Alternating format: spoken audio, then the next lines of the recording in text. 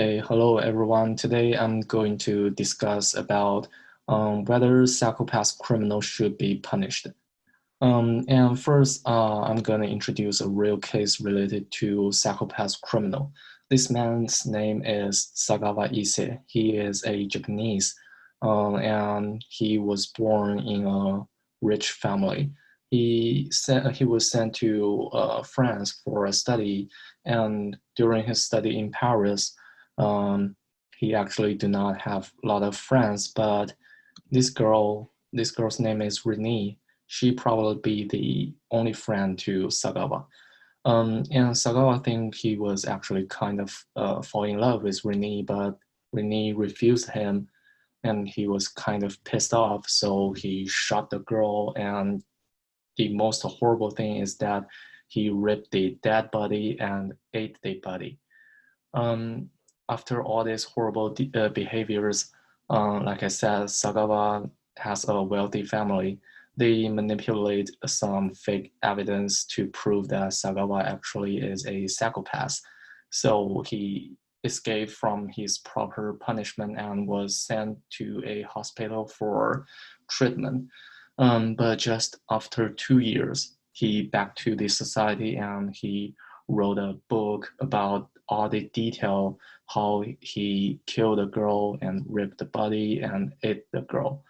Um, the most horrible thing is that his book became very popular in Japan, and he also became a famous person in Japan. So I would like to ask a question.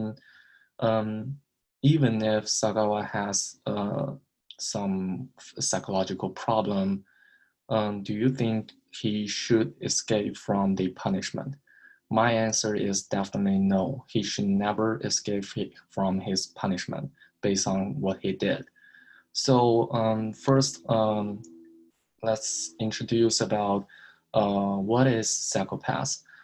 Based on Kant's study, psychopathy is a constellation of psychological symptoms that typically emerge early in childhood, and that symptom would also influence all the aspects in his life.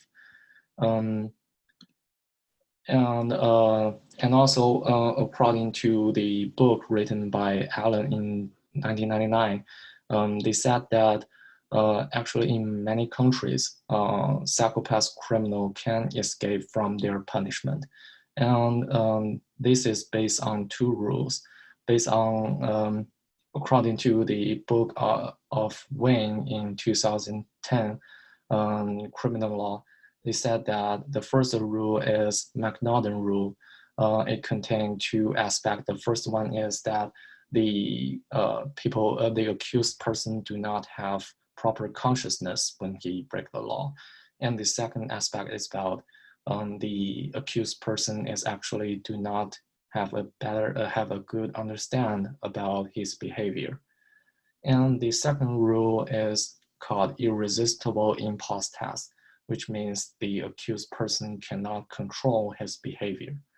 But for me, I don't think these two rules is very reasonable because, for example, what if I hit someone by my car because I fall asleep during driving?